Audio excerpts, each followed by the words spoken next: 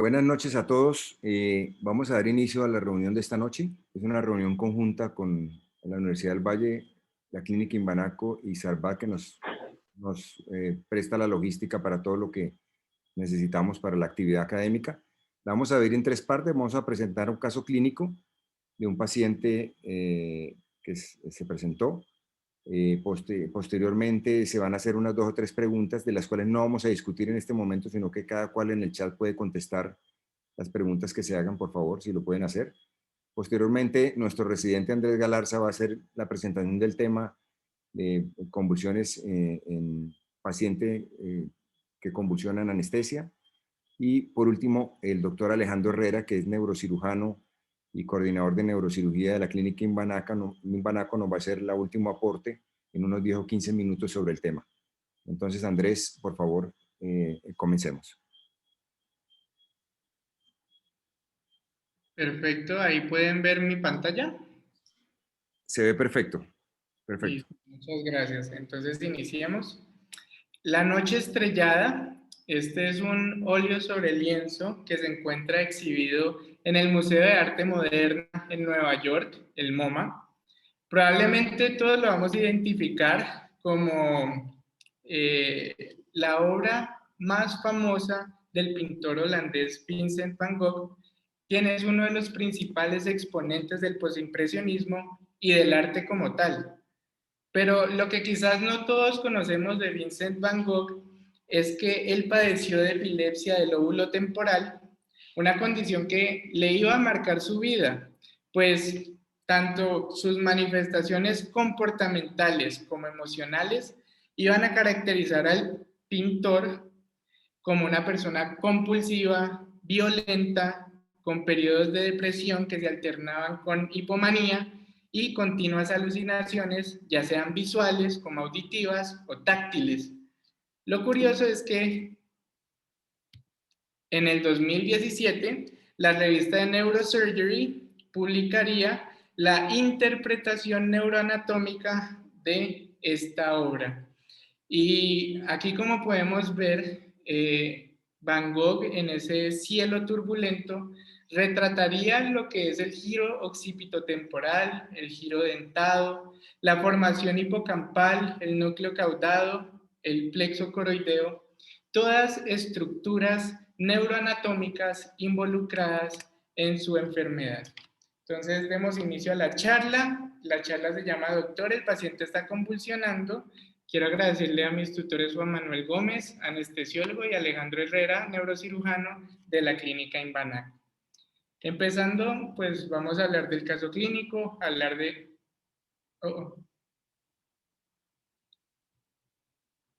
Un segundo, hubo un daño con mi PowerPoint. Qué pena. Tranquilo.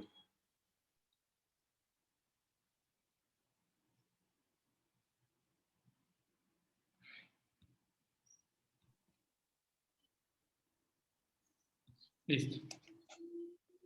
Entonces empecemos con el caso clínico. El 24 de noviembre del 2020, Henry, un paciente de 40... Andrés, estamos sin compartir pantalla.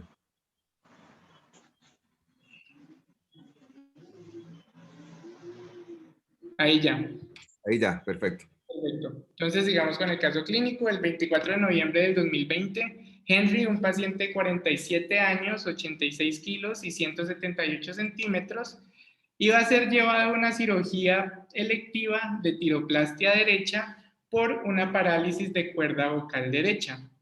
La valoración preanestésica que realizaron dice que entre los antecedentes patológicos de Henry tenía un antecedente de enfermedad cerebrovascular, un tumor de glomus carotídeo derecho, el cual había sido intervenido con una angioplastia de carótida derecha y como otros antecedentes, tanto farmacológicos, alérgicos y familiares, eran negativos, el paciente fue clasificado como ASA2 y refieren que no tenía complicaciones de la vía aérea.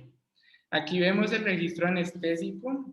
Como pueden ver, el paciente fue monitorizado con su electrocardiograma, su tensión arterial, también incluyeron BIS, no incluyeron TOF, pero lo que podemos evidenciar es que fue una cirugía básicamente sin complicaciones, estable, en el que no se presentó ningún evento extraño durante el transoperatorio. Reportan que utilizaron una intubación orotraqueal estándar sin dificultad, dieron anestesia total endovenosa con propofol y remifentanil, y entre los demás medicamentos que administraron rocuronio 50 miligramos, cefazolina, ácido tranexámico 1 gramo, lidocaína 60 miligramos, dexametasona 8 miligramos, paracetamol y parecoxib. La duración de la cirugía fue de 95 minutos y el sangrado fue mínimo de 20 cc. A las 11 de la mañana, el paciente ingresaría a la unidad de cuidados posanestésicos, estaba despierto, sin dolor, hemodinámicamente estable, pero posteriormente empieza a presentar movimientos tónico-clónicos generalizados y alteración de su estado de alerta. Refieren que el movimiento de esta crisis epiléptica duró aproximadamente 1 minuto. En ese momento, habían 3 anestesiólogos en la unidad de cuidados posanestésicos y digamos que los 3 dieron diferentes indicaciones. Uno de ellos indicó administrar 2 miligramos de midazolam endovenoso versus otro que dijo que le administraran propofol al paciente, y un tercero quien pensó que quizás el paciente estaba cursando con una parálisis residual y que quizás estaba luchando contra esa parálisis, por lo que se le administraron 100 miligramos de Bridion, teniendo en cuenta que el paciente no había tenido una monitoría de su relajación neuromuscular. De igual manera, administraron dipirona, 2.5 gramos, y oxígeno suplementario por mascarilla de no inhalación.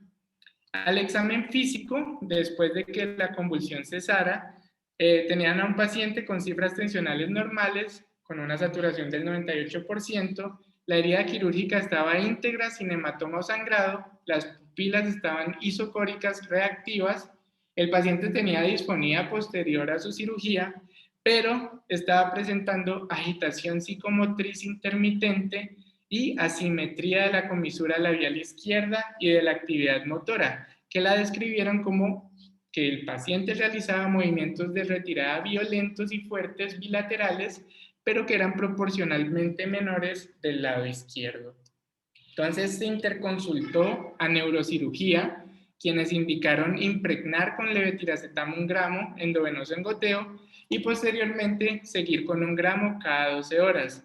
De igual manera indicaron tomar un angiotac y alertaron al grupo de stroke y terapia endovascular. El paciente fue llevado a imágenes, técnicamente no se logró tomar el angiotac, pero sí le tomaron un TAC simple de cráneo en el que describen que se evidenció una lesión antigua gliótica en el territorio de la arteria cerebral media derecha sin evidencia de eventos agudos. También se le tomó una resonancia magnética en el cual se evidenció una encefalomalacia temporoparieto-insular derecha secundaria al evento isquémico antiguo del territorio de la arteria cerebral media derecha que habíamos mencionado de este paciente, sin hallazgos de eventos isquémicos agudos. El paciente sería trasladado a UCI para observación. Como diagnósticos de la UCI ponen tiroplastia derecha, antecedente de tumor del glomus carotídeo derecho que requirió angioplastia, una enfermedad cerebrovascular isquémica antigua y un episodio convulsivo postquirúrgico. Ya al examen físico, cuando el paciente ingresó a la UCI, estaba hemodinámicamente estable, sin compromiso neurológico, no tenía ninguna alteración al examen físico. El análisis y plan de la UCI, el paciente, pues refieren que el paciente en posoperatorio inmediato de tiroplastia derecha presentó episodio convulsivo, resonancia magnética descartó evento isquémico agudo, actualmente no ha presentado nuevas crisis, está hemodinámicamente estable, su herida quirúrgica no presenta sangrados, está recibiendo levetiracetam y va a continuar bajo vigilancia neurológica y hemodinámica. Y la nota de neurocirugía en la evolución de UCI es que la resonancia magnética sugiere gliosis de infarto antiguo y que por la clínica y hallazgos de la neuroimagen se sugiere diagnóstico de epilepsia y requerimiento de manejo continuo. Entonces, aquí vamos a hacer una pausa. Mis compañeros, por favor, pongan su impresión diagnóstica principal y qué diagnósticos diferenciales hubieran tenido al momento de la presentación clínica de este paciente en específico. ¿Qué manejo inmediato le hubieran dado a la crisis? Como pudimos ver, hubo como cierta... no se pusieron de acuerdo los anestesiólogos que estaban en ese momento a qué medicamento se le debía administrar al paciente y si quizás consideran que en el intraoperatorio se puede utilizar de alguna otra monitoría adicional que hubiera sido quizás benéfica para este paciente, Henry. Entonces escriban por favor sus respuestas en el chat. Los demás participantes de la charla también pueden dar su comentario. Ahora sí, empezando con la charla, hay que tener en cuenta la etimología de las palabras. Entonces, la palabra convulsión viene del latín convulsio, y esto significa contracción violenta de los músculos. Mientras que epilepsia tiene origen de la palabra griega epilambanein, y significa ser atacado por sorpresa. ¿Por qué les estoy aclarando esto? Porque una crisis epiléptica no necesariamente se va a acompañar o va a tener una manifestación motora, y es algo muy importante que tenemos que tener en cuenta. Entonces, ¿cómo se describe una crisis epiléptica? Como una descarga eléctrica cerebral anormal, excesiva y sincronizada, que va a ser la manifestación de una enfermedad del sistema nervioso central, una alteración sistémica o de causa idiopática. La Liga Internacional contra la Epilepsia en el 2017 daría una nueva clasificación que lo que busca es estandarizar los términos y tratar de hacer que la clasificación sea quizás un poco menos enredada. Entonces clasifican las crisis epilépticas en focales y generalizadas. Las focales se originan en redes neuronales limitadas únicamente a un hemisferio cerebral y pueden estar acompañadas o no de pérdida de la conciencia.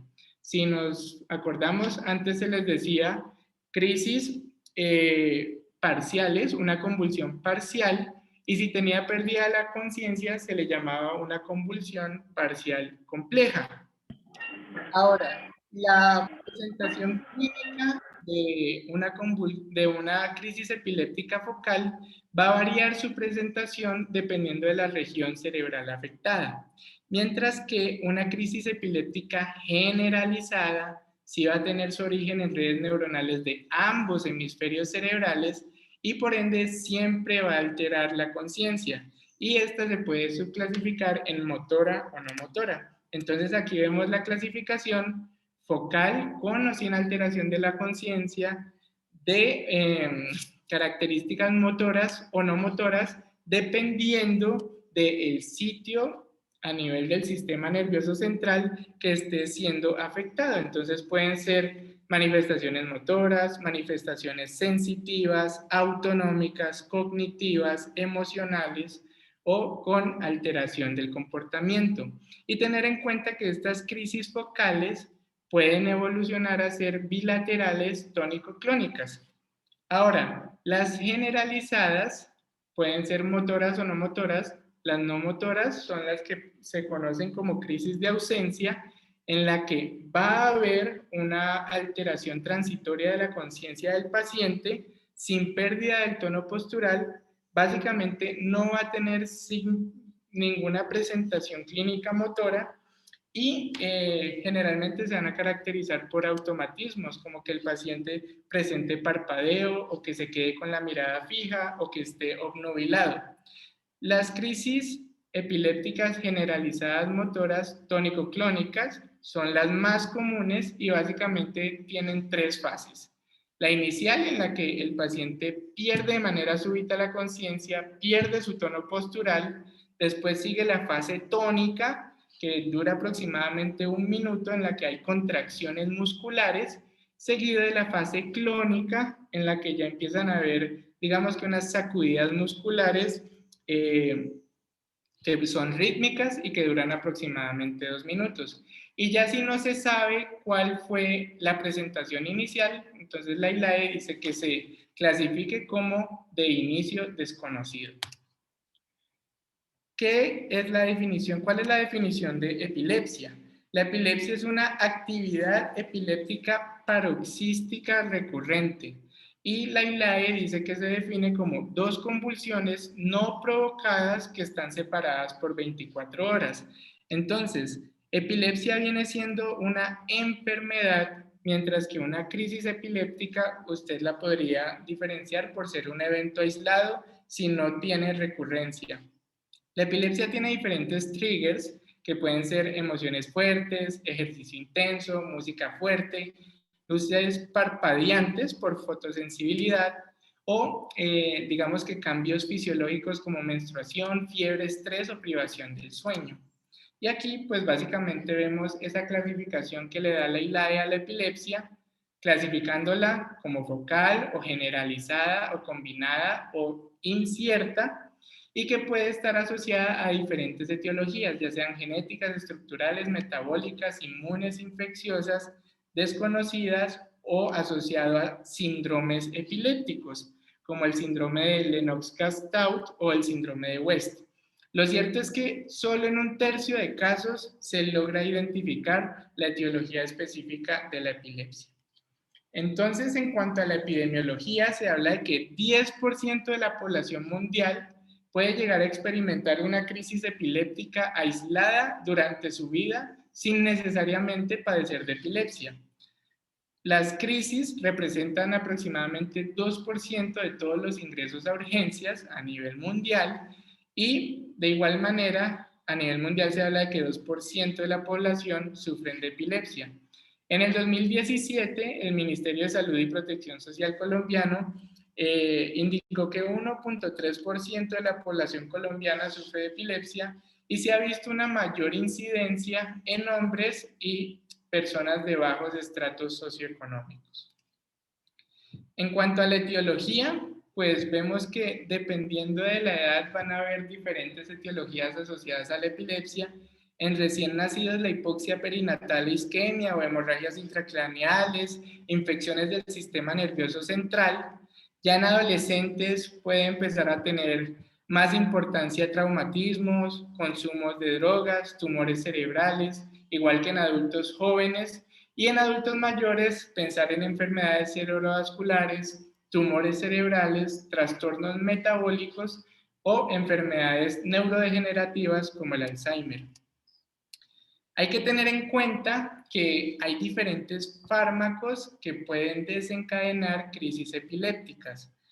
Quizás en nuestro uso cotidiano o las personas que trabajan en la unidad de cuidados intensivos, hay que tener en cuenta que los medicamentos betalactámicos pueden ser neurotóxicos. Ponemos como ejemplo quizás el cefepime. El cefepime cruza la barrera hematoencefálica, inhibe los receptores de glicina y genera convulsiones al inhibir esa neurotransmisión inhibitoria. También hay que tener en cuenta que diferentes anestésicos y analgésicos están asociados a crisis epilépticas. Más adelante vamos a profundizar un poco más de esto, pero tener en cuenta la toxicidad sistémica por anestésicos locales. Estos anestésicos cruzan fácilmente la barrera hematoencefálica y en altas concentraciones lo que hacen es disminuir el umbral convulsivo de los pacientes y por ende poder generar una crisis epiléptica. Después también tener en cuenta fármacos psicotrópicos, privación de drogas, consumo de drogas excitatorias como anfetaminas, cocaína o metilfenidato, o en el caso tal de que se haya utilizado flumazenilo, que se haya desencadenado un síndrome de abstinencia agudo que se puede presentar como una crisis epiléptica.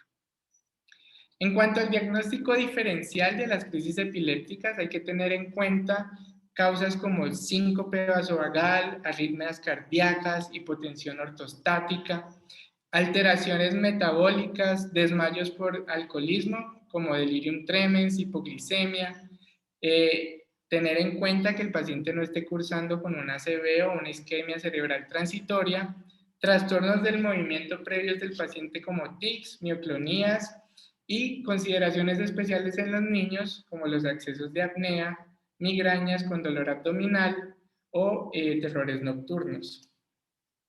En cuanto a los estudios que se utilizan para enfocar a un paciente con epilepsia, digamos que están las neuroimágenes. La resonancia magnética va a ser la ideal para la epilepsia porque tiene mayor sensibilidad y especificidad para detectar alteraciones estructurales, ya sean infartos, tumores, displasias, y el TAC quizás nos sirva en casos de urgencia en los que necesitemos descartar una alteración estructural macro rápidamente, pero quizás si se quiere hilar más fino, la resonancia magnética es la ideal. Que se ha postulado que si el paciente tiene una presentación focal de su crisis, va a haber una mayor probabilidad de encontrar algún hallazgo patológico en una neuroimagen. El electroencefalograma va a caracterizar el tipo de crisis, va a permitir guiar el manejo y además va a determinar pronóstico. Pero ¿qué hay que tener en cuenta? Aproximadamente la sensibilidad de un electroencefalograma es del 60 al 30%, por lo que el hecho de que no se evidencie una actividad epileptiforme en el electroencefalograma no quiere decir que se puede descartar del todo una epilepsia en un paciente.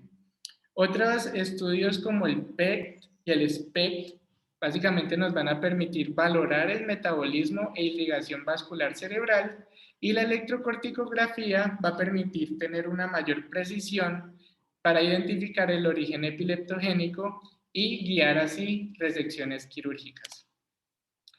Ahora, cuando a un paciente con epilepsia se le administran medicamentos antiepilépticos, la meta de estos es controlar la crisis del paciente con monoterapia, tratar de evitar la menor cantidad de fármacos antiepilépticos posibles y llegar a este control de las crisis sin efectos adversos.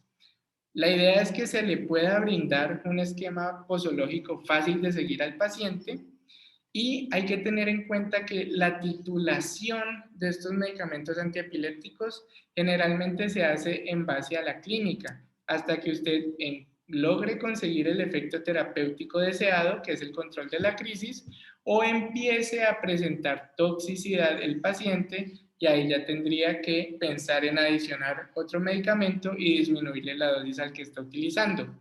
El seguimiento de los niveles séricos no se recomienda mucho.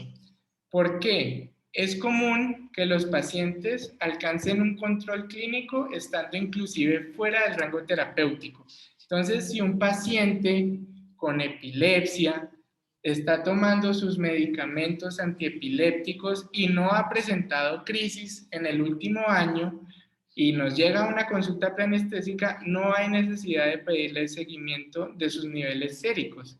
¿Qué sí nos debe alertar? Cuando el paciente no tiene un adecuado control de sus crisis o si estamos evidenciando toxicidad clínica, y ahí sí sería bueno ver si se está dando una dosis infra o supraterapéutica. Generalmente estos medicamentos antiepilépticos se logran suspender tras 2 años de estar libre de crisis. 70% de los pacientes alcanzan control por 5 años y hasta 50% logran descontinuar por completo los antiepilépticos sin recurrencia. No obstante, hay casos en los que va a fallar esa monoterapia y va a haber necesidad de adicionar un segundo antiepiléptico o más medicamentos. Y si llega a fallar la terapia farmacológica, ya se podrían considerar intervenciones quirúrgicas para lo que sería una epilepsia refractaria, como realizar lobectomías temporales, resección del cuerpo calloso o una hemiesferectomía. En cuanto a los blancos farmacológicos de los antiepilépticos, como podemos ver, van a actuar sobre sitios que conocemos muy bien por la farmacología de los anestésicos. Entonces, van a aumentar la actividad a nivel de los receptores GABA. Las benzodiazepinas, que son medicamentos que utilizamos, aumentan la frecuencia de apertura de los canales de cloro, de igual manera la tiagabina y la gabapentina. Los barbitúricos lo que van a hacer es aumentar la duración de apertura de esos canales de cloro, y la vigabatrina va a bloquear la transaminasa GABA que se encarga de catabolizar el neurotransmisor. También vamos a tener antagonistas glutamatérgicos como el topiramato, que van a antagonizar el receptor AMPA-glutamatérgico, y diferentes medicamentos como la fenitoína, la carbamazepina y el valproato sódico van a generar alteración del flujo intracelular de diferentes cationes. La fenitoína va a impedir la entrada de sodio, al igual que la carbamazepina, la etosuximida la entrada de calcio y el sodio valproato la entrada de potasio. Entonces, viendo un poquito esto desde la parte fisiológica, podemos ver cómo el estímulo eléctrico va a viajar a través del axón neuronal, y básicamente a medida que el estímulo eléctrico viaja a través de ese axón, va a empezar a generar la apertura de canales de sodio dependientes de voltaje. El ingreso del sodio al interior de la célula lo que va a hacer es que va a positivizar las cargas intracelulares hasta alcanzar un umbral de todo o nada.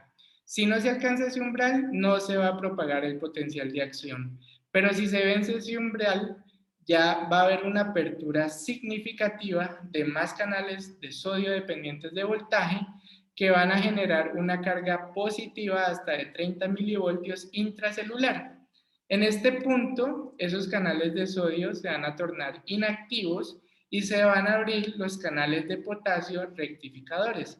Por ende, van a empezar a salir cargas positivas hacia el espacio extracelular, consiguiendo la repolarización neuronal hasta su potencial negativo en reposo de aproximadamente menos 70 milivoltios, e inclusive hiperpolarizando por debajo de ese potencial de reposo neuronal.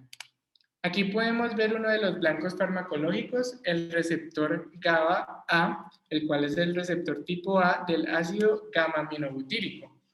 Es el principal receptor inhibitorio a nivel del sistema nervioso central. Como podemos ver, tiene una conformación pentamérica transmembranal, y en el centro va a tener un canal iónico permeable al cloro.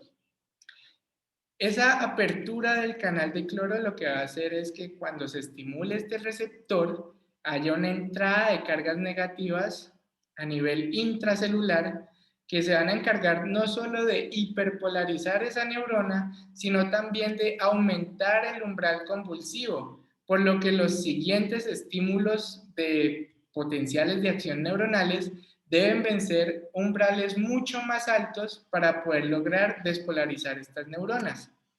Aquí tenemos el receptor NMDA glutamatérgico y el receptor AMPA glutamatérgico, que son encargados de la neurotransmisión excitatoria glutamatérgica. Y básicamente lo que podemos ver es que el receptor NMDA permite la entrada de cationes, tanto sodio como calcio. Este va a ser bloqueado a un nivel alostérico por la ketamina, impidiendo así la entrada de estos cationes, mientras que el receptor AMPA, que es bloqueado por el topiramato, permite la entrada del catión sodio. Y pues básicamente al permitir la entrada de cargas positivas a nivel intracelular, van a generar la despolarización, por lo que si se bloquean, no va a haber esa neurotransmisión excitatoria. Hay unas consideraciones generales que hay que tener en cuenta con los antiepilépticos. Ellos van a tener una influencia sobre la actividad enzimática microsomal hepática, el citocromo P450, y dependiendo del fármaco pueden ser tanto inductores como inhibidores. Los inductores clásicos son la carbamazepina, la fenitoína y los barbitúricos. Entonces, al inducir el citocromo P450, lo que van a hacer es aumentar el clearance de diferentes medicamentos, disminuyendo sus niveles y generando resistencia al efecto de estos medicamentos. Por otro lado, el ácido valproico es un inhibidor de esa actividad enzimática microsomal, por lo que disminuye el clearance de diferentes medicamentos, aumentando sus niveles, y puede aumentar el riesgo de toxicidad por diferentes medicamentos. Y más adelante vamos a ver qué repercusiones tiene esto sobre los medicamentos que utilizamos en anestesia. Entonces, mucho cuidado con las interacciones medicamentosas en pacientes con una terapia crónica antiepiléptica. Hablemos un poco de los antiepilépticos. El ácido valproico tiene un 99% de metabolismo hepático. Entre sus efectos adversos está la sedación, ataxia, temblores, es teratogénico, causa espina bífida, hepatotóxico, puede causar falla en 1 de cada 10.000 pacientes, y se ha asociado a que su consumo crónico puede verse asociado a un mayor sangrado intraoperatorio, porque genera no solo trombocitopenia, sino disminución del factor de von Willebrand y disminución del factor 8 de la coagulación. También se ha visto asociada a pancreatitis, gastritis, náuseas y vómito, ganancia de peso, alopecia, y ya como complicaciones raras, un Stevens-Johnson, agranulocitosis y anemia plástica. Por lo que si un paciente nos llega a nuestra consulta preanestésica con un consumo crónico de ácido valproico para el manejo de su epilepsia, quizás sería bueno tomar una función hepática de este paciente y un cuadro hemático para que no nos llevemos sorpresas con trombocitopenia, agranulocitosis o que esté presentando hepatotoxicidad. Las dosis típicas son entre 750 a 2000 miligramos al día, tiene una semivida de 15 horas y su intervalo terapéutico es de 50 a 125 microgramos por cc. Algo que tiene a favor el ácido valproico y algunos antipilépticos de los que voy a hablar es que su dosificación endovenosa es equivalente a su dosificación oral, por lo que este medicamento cumple con esa característica y puede ser utilizado en el manejo agudo de una crisis, de un estado epiléptico agudo, que vamos a hablar más adelante, sin problema. La fenitoína, que es el Epamin, tiene 95% de metabolismo hepático, pero ojo, porque la eliminación de la fenitoína es una eliminación de orden cero. Esto quiere decir que siempre se va a eliminar una cantidad constante por unidad de tiempo, y esto hace que tenga una vida media muy variable y es muy difícil, digamos, que la dosificación de este antiepiléptico, y se podrían estar llegando a rangos supraterapéuticos tóxicos fácilmente. Aquí, como podemos ver, la semilla es de 24 horas, pero es amplia su variación por esta eliminación de orden cero, y además tiene un intervalo terapéutico, digamos que bastante estrecho, entre 10 a 20 microgramos por cc. Entre los efectos adversos está el vértigo, la hipoplía, ataxia, confusión y somnolencia, genera hiperplasia gingival, hirsutismo, exantema, es teratogénico, y cuando se administra endovenosa puede causar arritmias e hipotensión. Entonces es muy importante que si se va a administrar fenitoína endovenosa debe ser bajo monitoría. Y efectos adversos raros, Stevens-Johnson, agranulocitosis y anemia plástica. El levetiracetam, Keppra, es, digamos, que un antiepiléptico de la nueva generación. Su mecanismo de acción es diferente, él inhibe la liberación de vesículas presinápticas de glutamato al unirse a una proteína SB2A que se encarga de la exocitosis de esas vesículas. No altera el citocromo P450, entonces a favor tiene que va a tener menos interacciones farmacológicas, se elimina 100% por vía renal sin cambios, y como efectos adversos, digamos que genera fatiga, somnolencia, irritabilidad y ataxia, raros ya pancitopenia y Stevens-Johnson, pero digamos que tiene un perfil mucho más seguro que los otros antiepilépticos que hemos mencionado. La dosis típica va entre 1000 a 3000 miligramos al día, con una semivida de 8 horas y un intervalo terapéutico de 5 a 45 microgramos por cc. Importante también, igual que el ácido valproico, igual que la fenitoína, el levetiracetam tiene dosis equivalentes tanto orales como endovenosas. Y las benzodiazepinas tienen un metabolismo hepático, eliminación renal, son altamente liposolubles, se pueden clasificar según su duración. Entonces, de corta duración el midazolam, duración intermedia el lorazepam y duración larga el diazepam.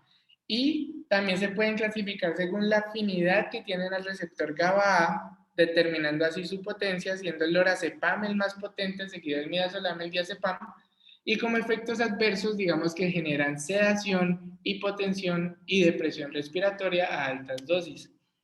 Los barbitúricos, como el fenobarbital, tienen 80% de metabolismo hepático, es lipofílico, por lo que tiene un alto volumen de distribución.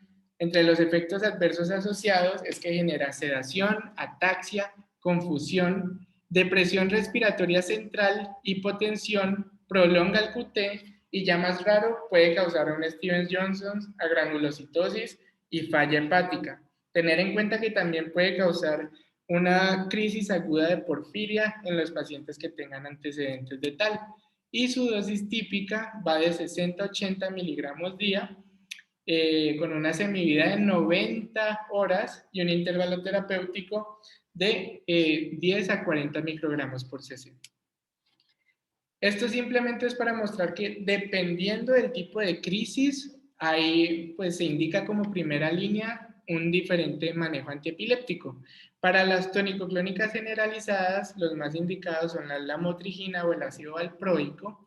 Para las focales, la lamotrigina, carbamazepina, fenitoína o levetiracetam. Para las crisis de ausencia, el ácido valproico o lamotrigina. Y ya para unas crisis de ausencia típicas o mioclónicas atónicas, el ácido valproico, la motrigina o topiramato.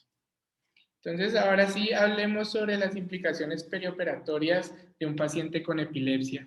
Se habla que la incidencia de crisis perioperatoria en pacientes con epilepsia es casi del 3.4%, mientras que en pacientes que no tienen antecedente de epilepsia se habla de una incidencia de 3 por cada 10.000 pacientes. Y en los pacientes con epilepsia se ha visto que hay mayor riesgo de presentar una crisis perioperatoria si son menores de 18 años, si han presentado una crisis en el último mes o si utilizan 2 o más antiepilépticos para el control de su enfermedad. Básicamente que sea una epilepsia de difícil manejo. Qué pena ahí. De igual manera, digamos que la neurocirugía son los procedimientos quirúrgicos en donde se presentan más crisis epilépticas perioperatorias, pero se ha visto que las cirugías cardiovasculares también presentan una mayor incidencia de crisis postquirúrgicas cuando se comparan con otros procedimientos quirúrgicos.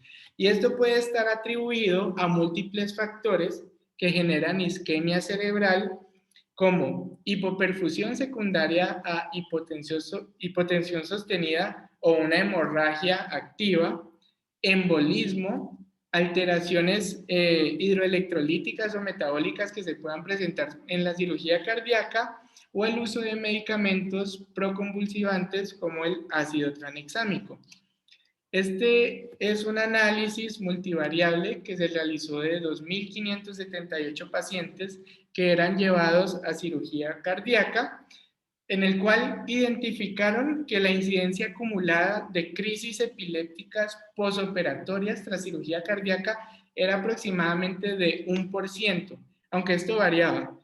Era una incidencia de 0.1% en los pacientes que eran llevados a bypass, 1% si eran llevados al cambio de una válvula única. Si era un procedimiento de válvula y bypass juntos, había una incidencia aproximadamente de 3% y hasta el 5% en procedimientos aórticos complejos. El tipo de crisis más común que presentaron los pacientes en este estudio fue una tónico-clónica generalizada y básicamente, como podemos ver aquí, se evidenció que los pacientes que presentaban convulsiones en el posoperatorio de una cirugía cardíaca tenían mayor morbimortalidad, presentando mayor tasa de falla respiratoria, falla renal, sepsis, sangrado, infección del sitio operatorio y ACV.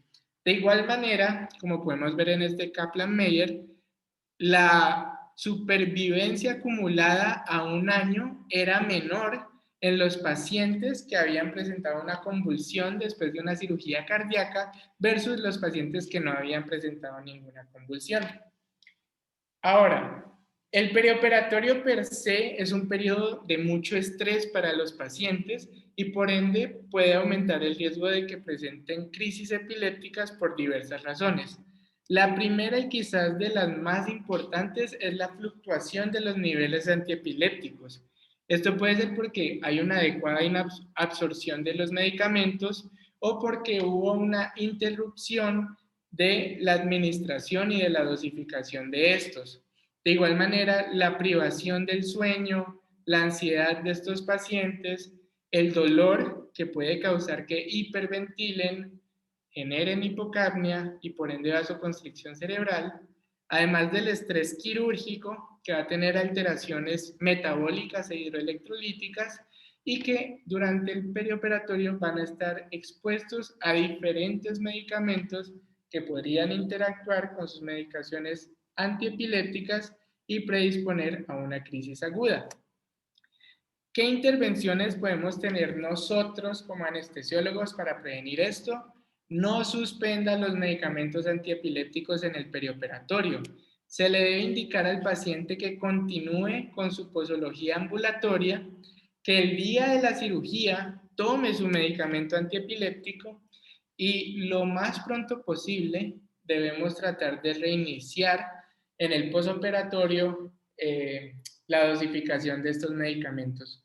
Ahora, en caso en que estemos expuestos a una cirugía larga en la que no se le va a poder administrar su medicamento por vía oral al paciente, pues tener en cuenta la administración endovenosa de estos, teniendo en cuenta las equivalencias vía oral endovenosa. Como ya les mencioné previamente, tanto el levetiracetam como el ácido valproico, como el fenobarbital y ahí se me fue. Y la fenitoína son todos equivalentes tanto en su dosificación oral como en su dosificación endovenosa.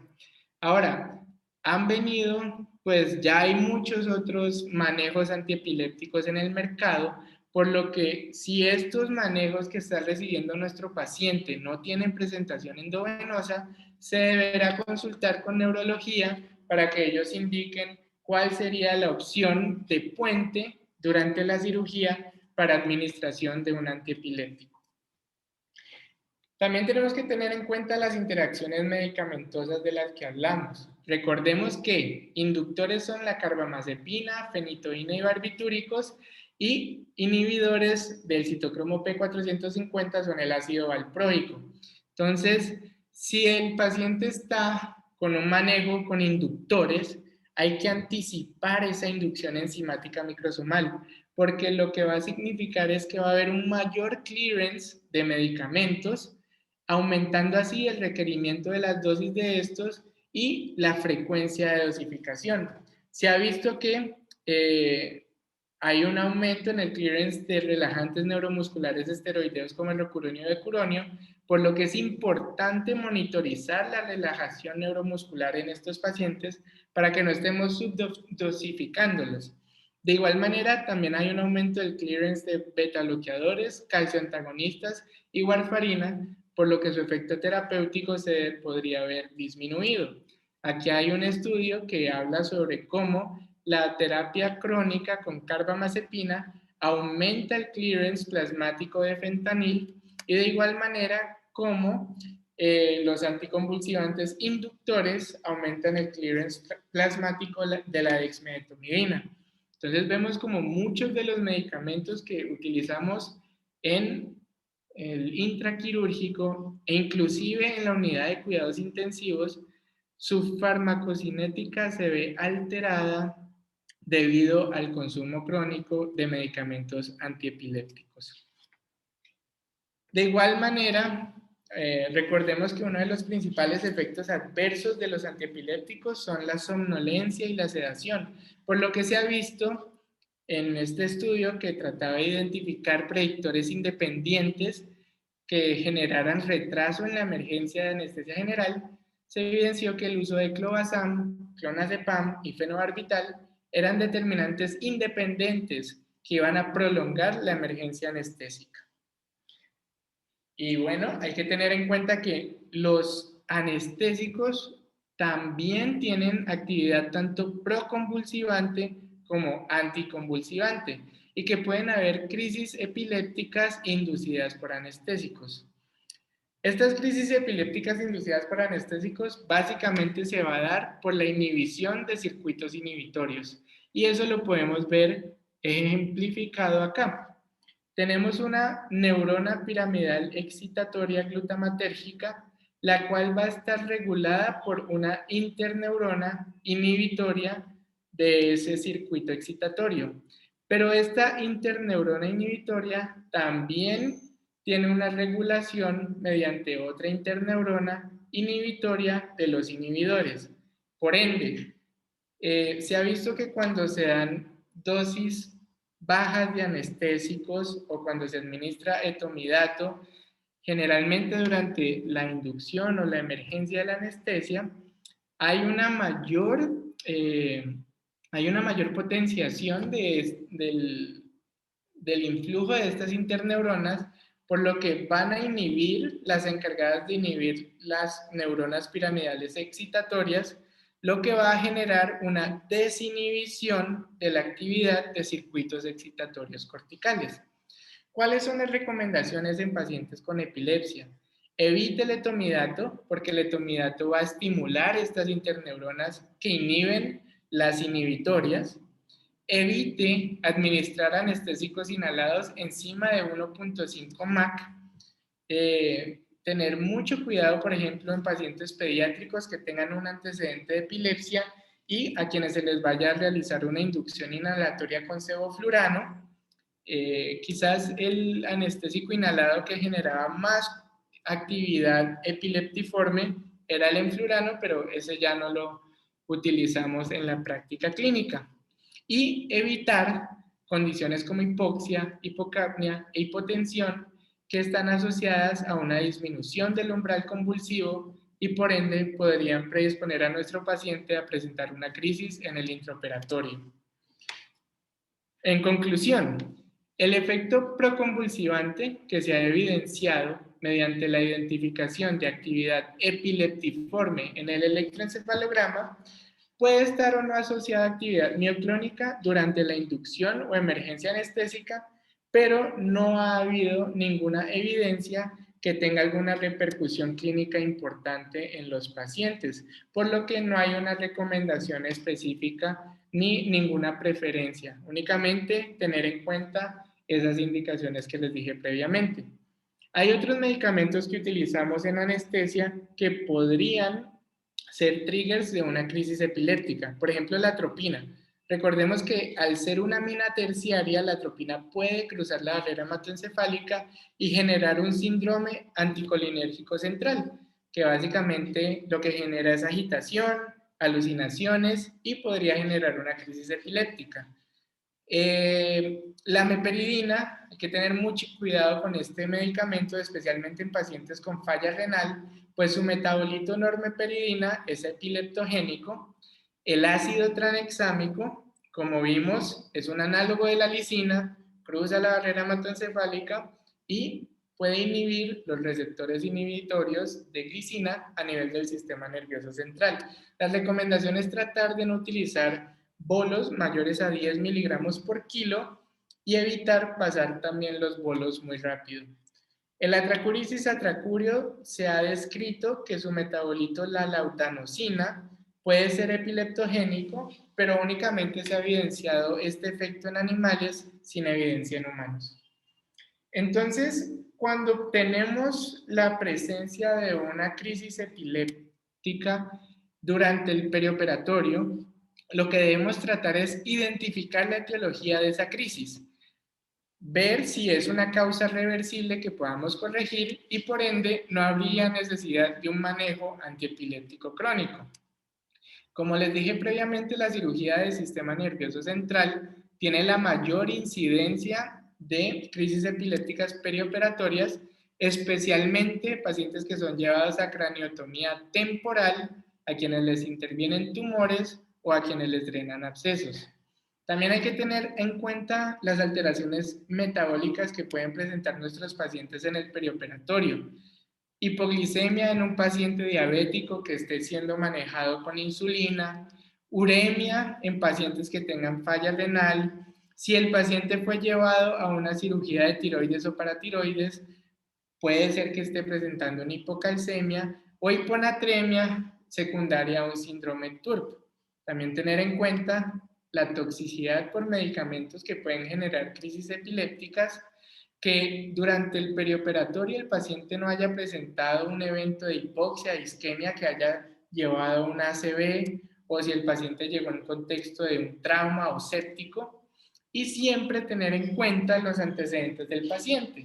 Si tiene alguna alteración a nivel del sistema nervioso central, ya sea un tumor, una metástasis, una infección, una enfermedad neurodegenerativa, malformaciones arteriovenosas, aneurismas, accidentes cerebrovasculares o inclusive enfermedades autoinmunes como el lupus, la drepanocitosis o el hipertiroidismo. ¿Cómo se puede presentar una crisis durante el intraoperatorio?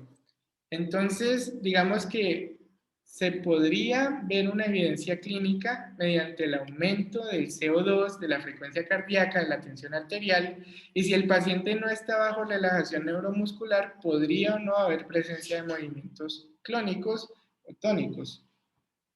Quisiera compartir con ustedes unos reportes de casos en los que el uso de BIS y el uso del SedLine permitió identificar unas crisis epilépticas en el transoperatorio de dos cirugías diferentes. Entonces aquí tenemos uno que se publicó en el 2013, en el que estaban utilizando el BIS como monitoría de la profundidad anestésica. Era un paciente de 42 años que tenía una falla renal crónica y fue llevado a un trasplante renal derecho. En el prequirúrgico habían evidenciado que tenía una hiponatremia con un sodio de 126 miliequivalentes por litro. Extrañamente, pues metieron al paciente así, no realizaron ningún manejo. Y ya finalizando la cirugía, el paciente presentaría movimientos tónico-clónicos generalizados. Clínicamente vieron las convulsiones y en el BIS lo que evidenciaron fueron variaciones abruptas del índice biespectral.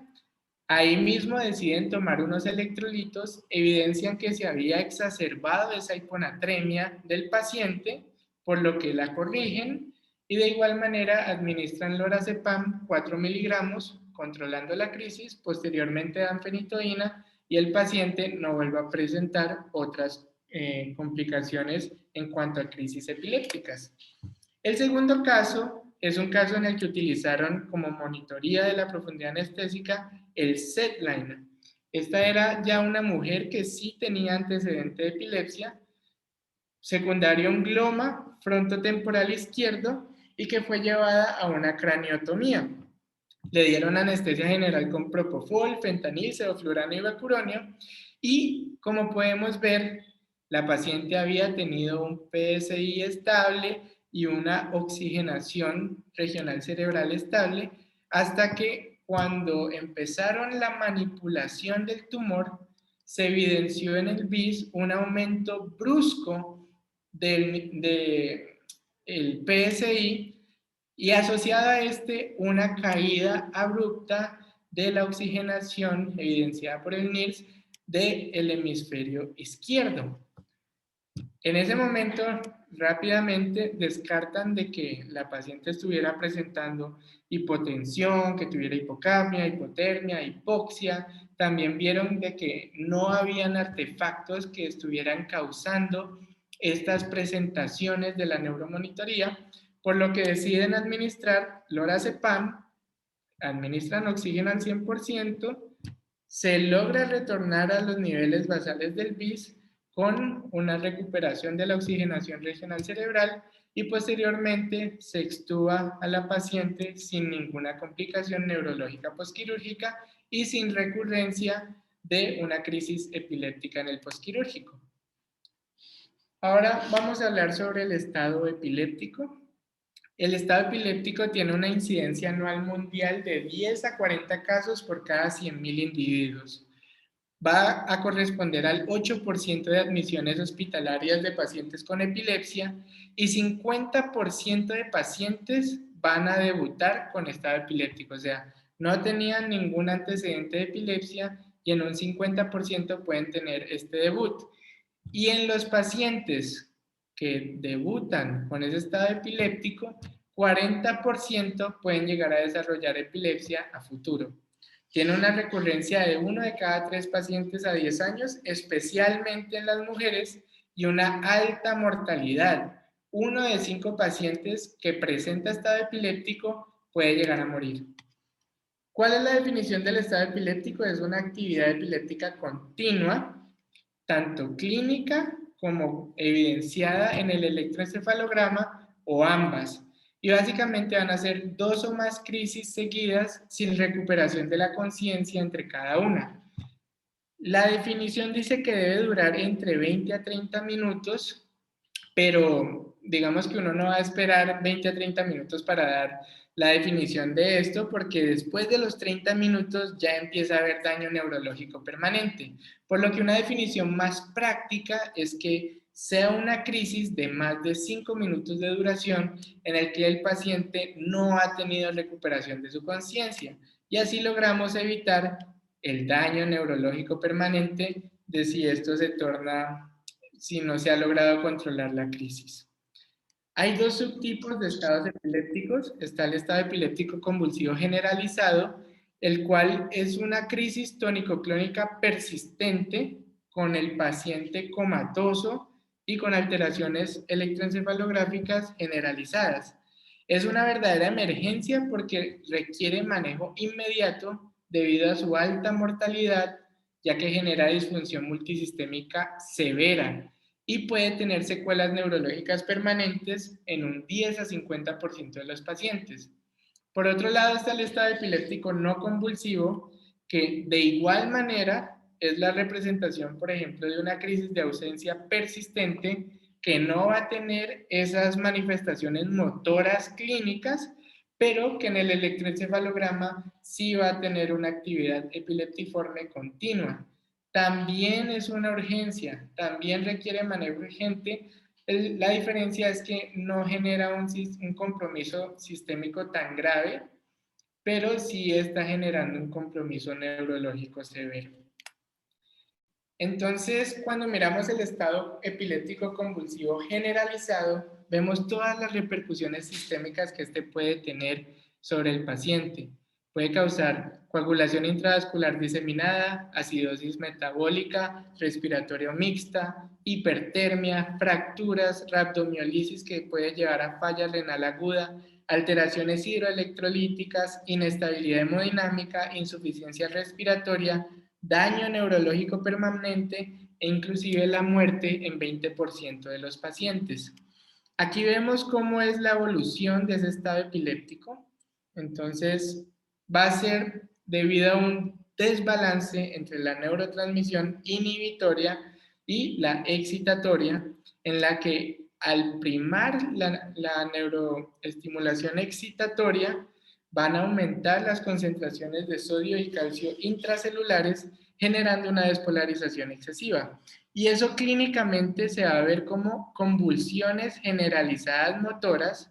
El electroencefalograma va a presentar convulsiones recurrentes y a nivel sistémico va a haber inicialmente una hiperreactividad simpática. Entonces, como podemos ver, va a aumentar la presión arterial, va a aumentar el lactato y la glucosa. Lo que estamos viendo es que el metabolismo cerebral va a estar aumentado, va a haber una gran demanda cerebral tanto de glucosa como de oxígeno, por lo que el cuerpo trata de compensarlo. ¿Cómo? Aumentando el flujo sanguíneo cerebral. Entonces vemos que aumenta tanto el consumo de oxígeno y de glucosa como el flujo sanguíneo cerebral. Y así se logra mantener una oxigenación del parénquima algo estable a pesar de las altas demandas metabólicas cerebrales.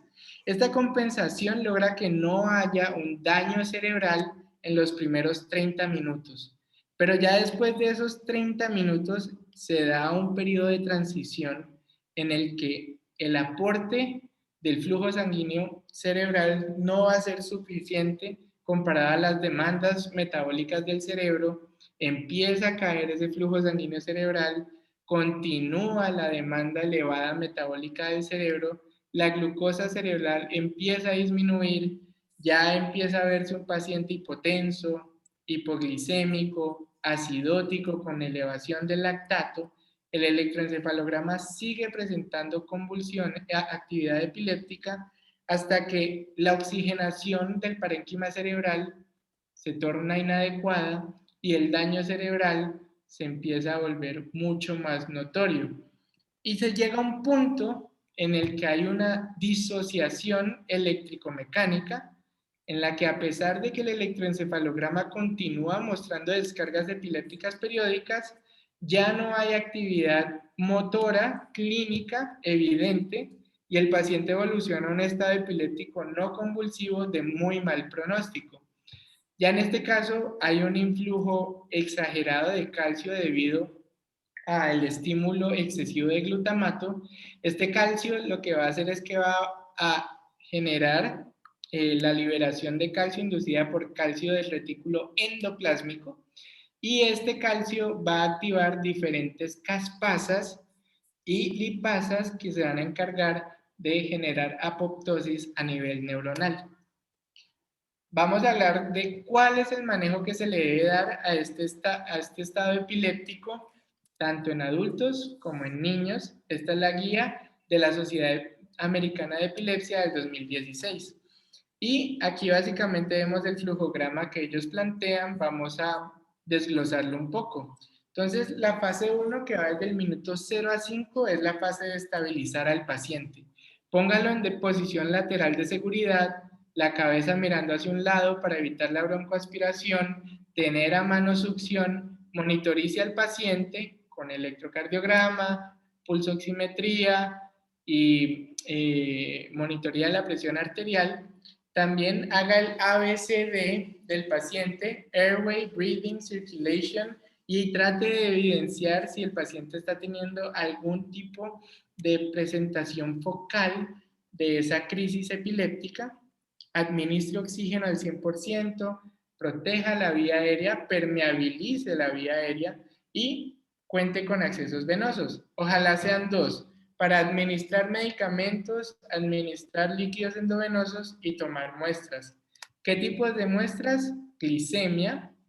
Este es el principal estudio que se debe tomar, porque se debe corregir rápidamente la hipoglicemia en estos pacientes, ya que la hipoglicemia no solo puede ser una repercusión de la crisis epiléptica, sino también una causa de esta y de su perpetuación. Tomar hemogramas, electrolitos como sodio, potasio, cloro, magnesio y calcio, función renal y hepática, un tamizaje toxicológico. Si sospechamos infección, hemocultivos, urocultivos, uroanálisis, gases arteriales y niveles séricos de antiepilépticos. La terapia inicial debe darse con benzodiazepinas. La benzodiazepina de elección es el lorazepam. Se debe dar a una dosis de 0.1 miligramos por kilo. Esto va a ser 2 a 4 miligramos cada 3 a 5 minutos, máximo 8 miligramos. Una alternativa es el diazepam endovenoso de 0.15 a 0.2 miligramos kilo dosis, máximo 10 miligramos cada 5 minutos.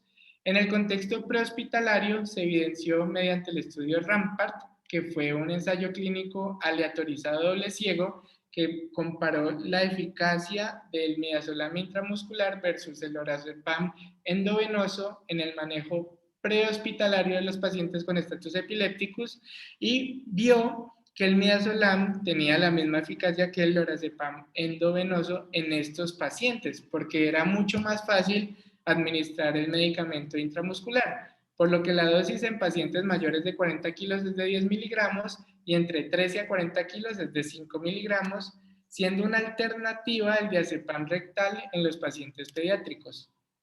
Ya si el paciente a los 10 minutos no ha respondido a nuestra terapia, debemos utilizar antiepilépticos de segunda línea, como la fenitoína, fosfenitoína, levetiracetam y el ácido valproico, que todos tienen presentación endovenosa y sirven para el manejo de estas crisis.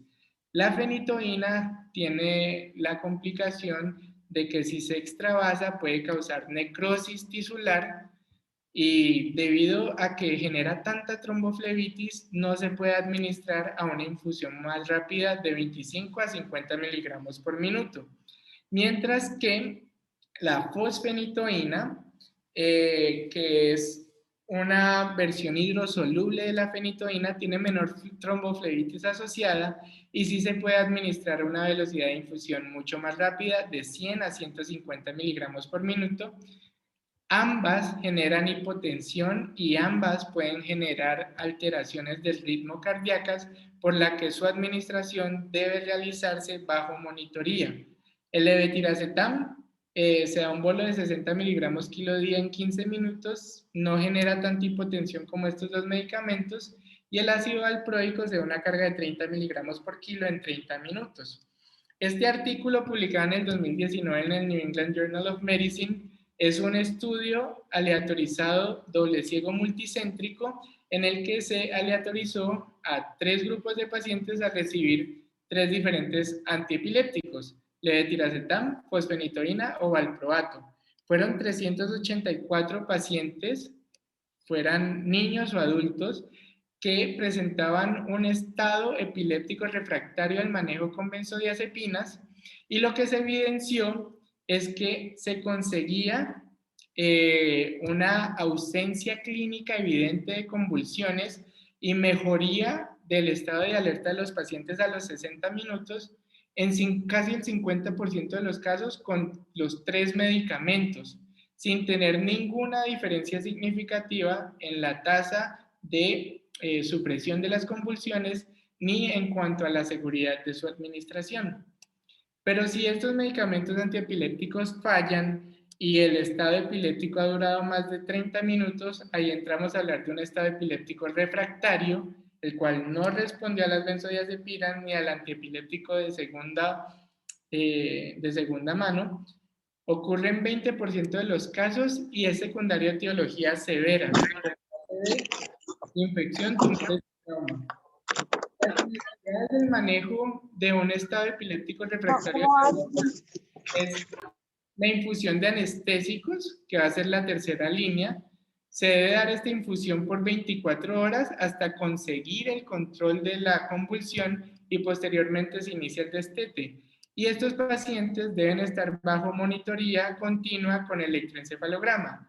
¿Cuál sería la meta? La supresión del brote epileptiforme y la resolución clínica. Aquí pues básicamente están las opciones que hay de las infusiones para este estado epiléptico refractario, ya sea midazolam, propofol o pentobarbital, teniendo cuidado con el síndrome de infusión por propofol en los pacientes a los que se les va a dar este manejo. Y simplemente para contextualizarnos, en la actualidad pues con el COVID se ha visto que los demás coronavirus tienen cierta neurotropismo, y con el SARS-CoV-2 en los laboratorios se ha evidenciado que este ingresa al sistema nervioso central a través del bulbo olfatorio, generando inflamación y desmielinización que puede causar una encefalomielitis. Pero básicamente los mecanismos de convulsiones asociados al COVID se han visto más que todo por las crisis secundarias que genera a nivel sistémico, por la hipoxia, alteraciones metabólicas y la falla multiorgánica que causa el virus, y ya la neuroinvasión necesita más estudios para confirmarse. Entonces, como conclusiones, la epilepsia es una enfermedad común. Hay diferentes estresores del perioperatorio que pueden desencadenar una crisis epiléptica. Continuar los medicamentos antiepilépticos durante el perioperatorio es esencial para que se conserven los niveles terapéuticos adecuados. Debemos tratar de identificar y corregir las causas reversibles de una crisis epiléptica en el perioperatorio. Tener en cuenta que las benzodiazepinas son el manejo inicial de una crisis epiléptica porque están asociadas a menor tasa de recurrencia de la epilepsia si se administran tempranamente. También tener en cuenta que la monitoría multimodal, ya sea con el uso de monitoría de la profundidad anestésica o con monitores de la oxigenación regional cerebral podrían ser útiles en los pacientes que tengan un antecedente de epilepsia para detectar crisis agudas en el perioperatorio y que el estado epiléptico es una emergencia, tiene una alta mortalidad casi del 20% y que debemos dar un manejo oportuno, rápido de esta condición. Muchísimas gracias. Eso era lo que tenía para compartirles. Seguimos con el doctor Herrera. Muchas gracias por acompañarnos. Antecitos de que el doctor Herrera hable, ya le vamos a dar la palabra. Muchas gracias, Andrés. Muy completa la presentación. Dos noticas, por favor, hay un link en el chat para que firmen la hoja de asistencia. Y como algo para aclarar, tal vez en este caso clínico, lo único que faltó de monitoría intraoperatoria fue la monitoría de la oxigenación regional cerebral por el caso del antecedente de este paciente y que se ha podido hacer con NIRS o cuando tenemos equipos como el máximo con SO3. Agradecemos al doctor Herrera por estar con nosotros durante toda esta presentación y le doy la palabra para que amablemente nos dé sus impresiones. Muchas gracias. Buenas noches. Muchas gracias. Esta semana pues, tuve la oportunidad de estar viendo la presentación con el doctor Andrés y pues agradezco muchísimo poder estar. Yo le mencioné a él, hicimos el intento porque hubiese sido muy interesante contar también con Carlos para que desde el punto de vista clínico diera su opinión. Creo que hubiera sido una posición que desafortunadamente, porque en este momento me contó que está en una actividad de la sociedad, no se pudo lograr.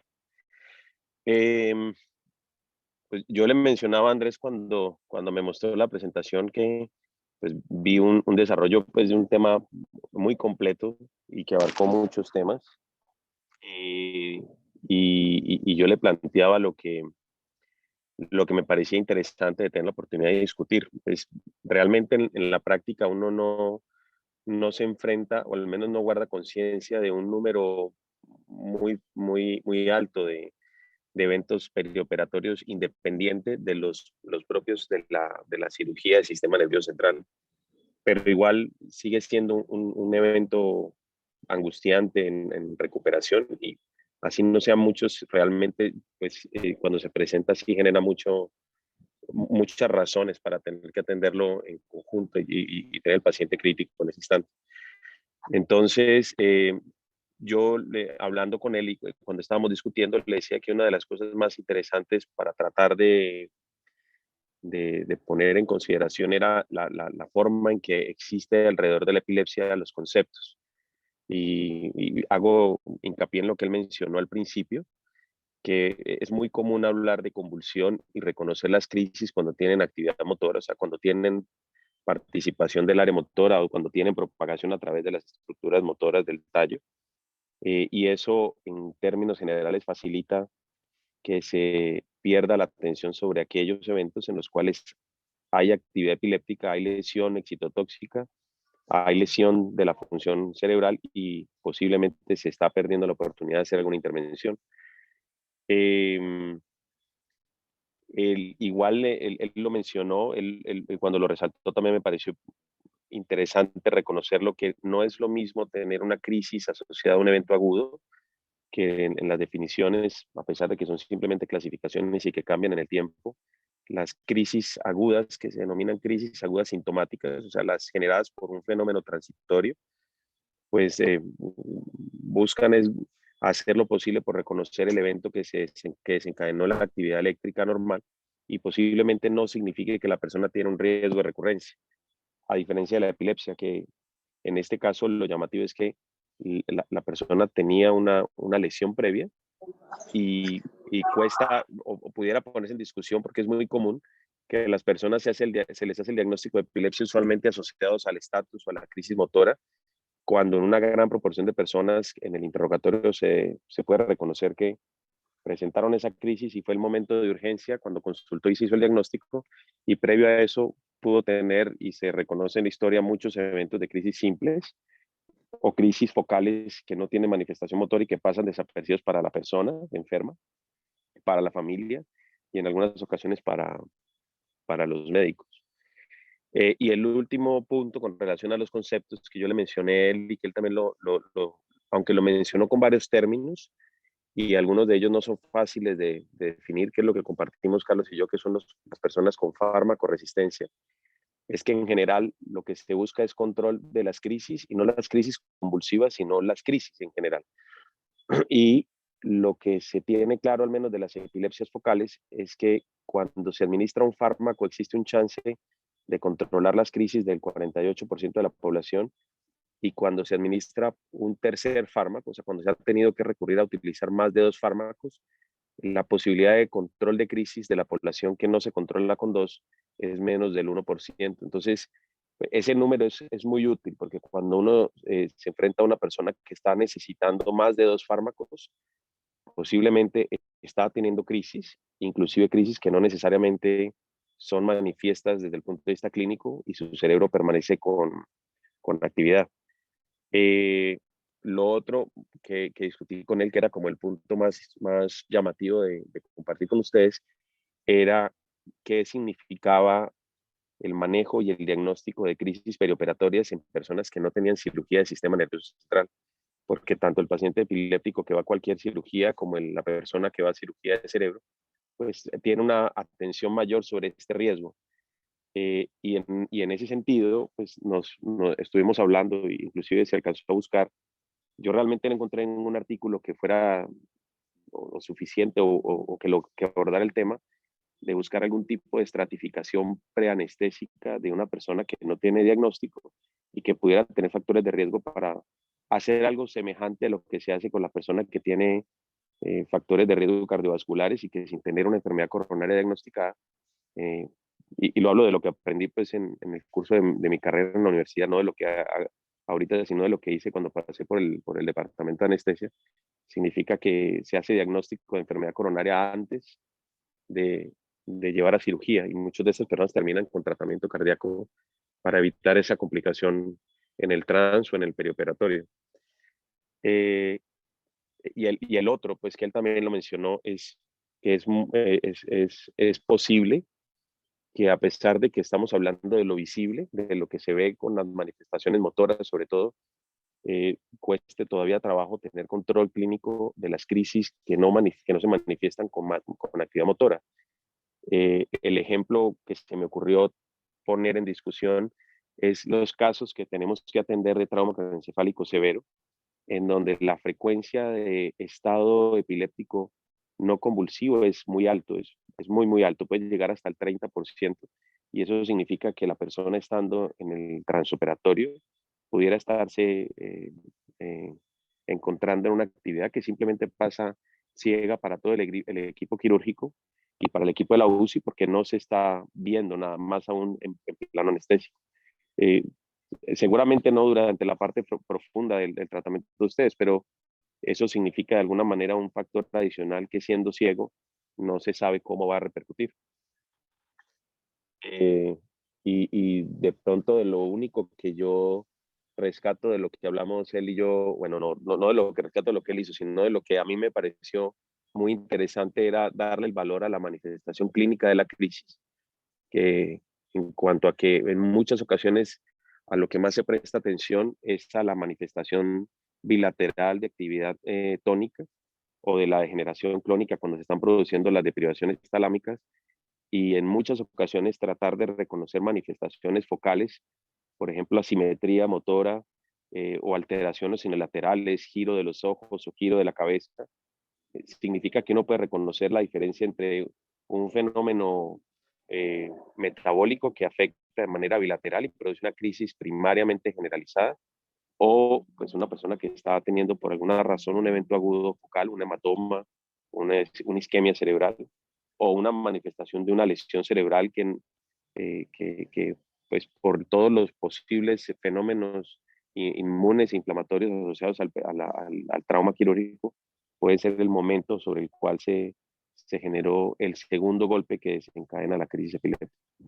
Entonces, el hecho de que se viera en esta persona que había una manifestación focal, que había una asimetría, es un punto para resaltar, en cuanto a que uno dice, si se enfrenta a alguien que se mueve simétrico, que la cabeza es central, que los ojos no se giran hacia los lados, sino que se van hacia arriba, o que uno no encuentra ninguna manifestación posterior que permita sugerir que hay una alteración unilateral, pues seguramente habla de algo sistémico. Y en el caso de que se encuentre, pues es muy probable que uno se esté enfrentando a una manifestación epiléptica de una enfermedad. Y pues bueno, eso era como los puntos que traía en consideración y nuevamente, doctor Juan Manuel, muchas gracias por considerarnos. Hablo en nombre de Carlos porque pues la verdad me hubiera encantado tener la oportunidad de que él participara desde el punto de vista clínico, porque hay una parte de lo que él hace que yo comparto con él, pero que le pertenece. Muchas gracias. Doctor Y Herrera, felicitaciones, doctor Galarza. doctor Herrera, Señor. muchas gracias por su presentación final. Nos aclaró muchas cositas, pero tengo una pregunta aquí que me hace alguien. Quisiera que me parece importante porque es parte de lo que pues, se presentó en este caso clínico. Me preguntan, ¿el manejo farmacológico inicial es independiente del tipo de manifestación clínica convulsiva que tenga el paciente? Esa es una. Es decir, todo estado epiléptico debe ser enfocado inicialmente hacia el manejo farmacológico con benzodiazepinas, ¿sí o no? Es decir, ¿cuál sería el manejo inicial cuando uno ve la convulsión? Y si tiene alguna cabida, es la segunda pregunta, el levetiracetam y en la parte aguda del ácido valproico en el manejo inicial, me hacen esa segunda pregunta. ¿Cuál El, quiere usted como manejo inicial y ya secundario como anticonvulsivante para dejarle en infusión? son dos momentos lo que usted describe en la pregunta. Uno es el manejo de la crisis epiléptica, o sea, del inicio de la manifestación, y que, digamos que en términos generales, como lo presentó como lo hizo en la presentación, inclusive por monitorías que se han hecho por registro de pacientes, está claro que la mayoría de las crisis se autolimitan en 5 minutos. Entonces, en el curso de la atención, el grupo puede estar atento a la manifestación y en los primeros 5 minutos encargarse de todos los manejos iniciales. No, la benzodiazepina tendría propósito en el caso en donde uno está viendo que están llegando a los 5 minutos y la crisis en vez de ir parando. Es posible, repito, que de verlo frecuente se vean cosas, pero la manifestación motora, siendo dramática inicialmente, es una contracción tónica, pero la frecuencia de los movimientos clónicos termina por prolongarse. O sea, uno comienza a ver cómo la actividad inicialmente es muy alta la frecuencia y cuando la crisis se va interrumpiendo, porque la fase clónica es exactamente eso, el intento talámico de producir una inhibición de la corteza premotora y de la corteza motora. Entonces, todo ese fenómeno permite que uno diga la crisis está cesando. Pero si uno ve que está la persona puesta en la posición de seguridad, garantizándole oxígeno, evitando que haya obstrucción por la lengua o por las secreciones, y están llegando los 5 minutos, el mejor medicamento es benzodiazepina. ¿Sí? Es la opción que hay. La diferencia entre benzodiazepina y utilizar o fenitoína o levetiracetam o ácido valproico es que la benzodiazepina tiene el propósito de interrumpir la actividad cortical y el levetiracetam y los antiepilépticos tienen como propósito en el tiempo prolongado pues evitar la recurrencia de la actividad. Con respecto a los tres se pueden usar como antiepilépticos. La ventaja es reconocer los perfiles farmacológicos. Entonces, pues el ácido valproico tiene algunas condiciones relacionadas con personas que tienen polifarmacia o que tienen medicamentos que pueden tener riesgo por inducción hepática. El levetiracetam tiene dificultades en las personas que tienen trastorno afectivo o trastorno esquizoafectivo o que tienen depresión o antecedentes de suicidio. Seguramente en una crisis aguda en el perioperatorio ese no va a ser un problema, pero sí está asociado a trastornos de agresividad que pudieran desencadenarse con la infusión. Y es útil considerar no usarlo cuando la persona tiene falla renal. Y la fenitoína, pues que es muy conocida y que pues, a pesar de todo lo grave que se menciona, pues es usada de manera muy común, pues tiene la desventaja de que dependiendo de la velocidad puede terminar no teniendo efectos hemodinámicos y efectos cardíacos. Pero cualquiera de los tres puede ser usado para tratar de interrumpir por un tiempo prolongado la frecuencia o el chance de que se presente un nuevo evento mientras se hacen dos cosas, o se confirma que es secundaria a un trastorno o a una condición transitoria y se corrige. Si tiene hiponatremia y la hiponatremia se tiene que corregir, y mientras se corrija, se pone un medicamento que es capaz de permitir que el riesgo de recurrencia de crisis se presente mientras está la alteración, o mientras se hace el diagnóstico de que es una causa